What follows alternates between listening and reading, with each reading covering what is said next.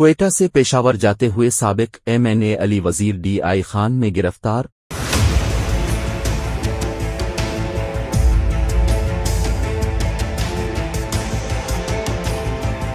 پشتون تحفظ موومنٹ کے رہنما اور سابق رکن قومی اسمبلی علی وزیر کو DI خان پولیس نے درزندہ کے مقام پر گرفتار کیا ہے۔ پولیس کے مطابق علی وزیر پر ریاستی اداروں کی خلاف تقاریر کا الزام ہے۔ پولیس نے سابق رکن اسمبلی کے خلاف اداروں کے خلاف تقاریر اور امن عامہ کو نقصان پہنچانے کے مقدمات درج کر رکھے ہیں۔ واضح رہے کہ علی وزیر نے گزشتہ روز پاک افغان بارڈر چمن پر جاری دھرنے سے خطاب کیا۔ علی وزیر چمن دھرنے کے بعد کوئٹہ پہنچے اور پھر براستہ جوب پشاور کے لیے روانہ ہوئے۔ علی وزیر کے خیبر پختونخوا کے حدود میں پہنچتے ہی DI خان کے پولیس نے گرفتار کر لیا۔